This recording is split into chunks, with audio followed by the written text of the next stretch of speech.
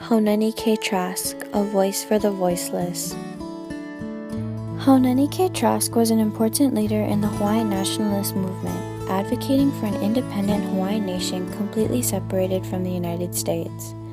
Although retired from these positions now, her role as a nationalist was supported by her professional life as a professor at the University of Hawaii at Manoa and a published author and poet.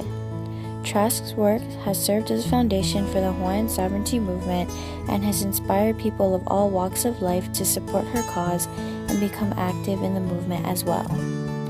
In response to the plight of Native Hawaiians primarily beginning in the early 1980s in numbers, health, and rights, Haunani-K Trask took a stand against America's, quote, illegal occupation of Hawaii and became a key leader in the Hawaiian nationalist movement, advocating for Hawaiian independence, deportation of non-Hawaiians, and the return of land rights to Native populations.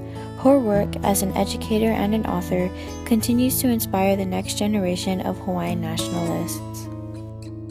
When the first missionaries arrived on Hawaiian shores on March 30th, 1820, Hawaiians were particularly vulnerable to religious influence since the traditional kapu system had just been abolished the year prior in 1819. Within a few decades, the missionaries were able to convert the Hawaiian monarchy and the large majority of the population to Christianity.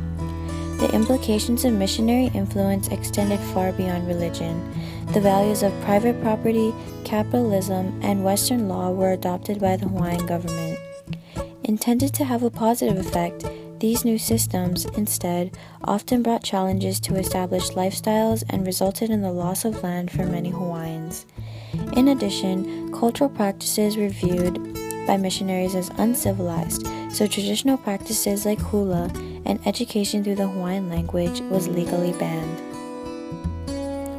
These sufferings culminated to the overthrow of the Hawaiian kingdom on January 17, 1893. Threatened with guns and military presence, Queen Liliuokalani surrendered the Hawaiian kingdom to the Committee of Safety, a small group of wealthy non-native businessmen headed by Lawrence Thurston. Despite the diplomatic resistance that would follow, as Queen Liliuokalani would not tolerate any bloodshed, the voices of the Hawaiian people who sought justice went unheard.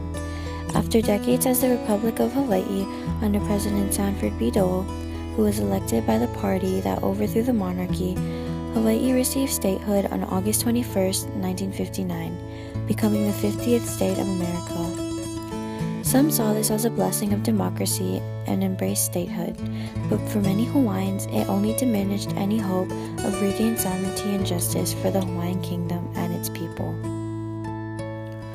Haunani-K Trask's genealogy links her to the Pi'ilani line of Maui and the Kahaku-Makaliua line of Kauai, and she has always seen herself solely as a Hawaiian, not an American.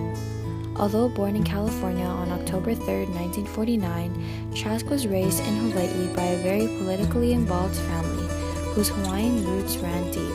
Her grandfather, David Trask, was a territorial senator for 2 decades, and her uncle, Arthur Trask, worked under Queen Liliuokalani prior to the overthrow. Although Trask attended St. Anne's Elementary and Middle and Kamehameha High School, she said she, quote, learned nothing about her native past, and the movement against the Americans, and specifically against annexation, was never ever mentioned, let alone studied in school. After high school, she pursued her bachelor's degree, later her master's and PhD in political science at the University of Wisconsin-Madison. It wasn't until after she finished high school and college that she began to unearth her past, and after learning the struggle of her ancestors, she began to take action. In 1984, Trask traveled to Strasbourg in the European Parliament to represent Hawaiians at the UN Working Group on Indigenous Populations as a member of the International Indian Treaty Council. Trask also attended the 2001 World Conference Against Racism, Racial Discrimination, Xenophobia, and Related Intolerance in South Africa with the Fisk University Race Relations Institute. She saw it as a, quote, a good example of people's movements linking up. Haunani-K Trask and her colleagues and supporters felt action was necessary to achieve justice for Hawaiians who had long been oppressed by foreign powers, actively protesting against the American American government in the 1980s and 1990s. Her work is often recognized and cited in Indigenous struggles across the world today. One of the first ways she pricked the Hawaiian consciousness was through public protest. Haunani-Kay Trask participated and spoke in many protests that dealt with the injustice towards Hawaiians, often speaking harshly and deliberately. Trask also helped found and lead Kalahui Hawaii, the largest sovereignty organization in Hawaii, with her sister Mililani Trask. Together, they were able to stand up for the voiceless and share their opinions and views with the rest of the world, hoping to gain recognition for their endangered race. Kalahui Hawaii organized many protests and offered Hawaiian nationalists a community to connect with. As leaders of the organization, the sisters often delivered speeches at the different rallies. Arguably, the most notable protest she was involved in was the Sovereignty March on January 17, 1993 at Iolani Palace, which was led by her sister Mililani Trask along with herself in protest of the overthrow. At this centennial commemoration, Trask spoke on her anti-American position, telling her fellow protesters, quote, "You do not belong on the American side. You do not belong on the Hawaii state side. You belong on the side of your people, Lahui Hawaii." Perhaps her most notable contribution to the movement was her literary works. Her books, From a Native Daughter, Light in the Crevice Never Seen, and Night is a Shark-Skinned Drum express her strong emotions and opinions towards the condition of the Hawaiian culture, her people, and the long history of oppression that was endured. Her bold and unapologetic style of writing inspires activism and resistance for the reader that can identify with her struggle. One poem reads, quote, "Bring the children to chant, for our dead, then stand with the Lahui and burn their American flag." Her work can often be found in classrooms across Hawaii and are often used in the indigenous rights movement of other cultures. Her professional life as a professor of Hawaiian Studies and the director of the Center for Hawaiian Studies at the University of Hawaii at Manoa also served as a platform for her activism. Through teaching, she was able to connect with her students, the next generation of activists in the Hawaiian sovereignty movement, and instill the same fire she carries within them. When her former students spoke on her experience under Trask's teaching, saying, quote, "Her emphasis on our kuleana to do better for each other and our lahui was explicit in her words and actions."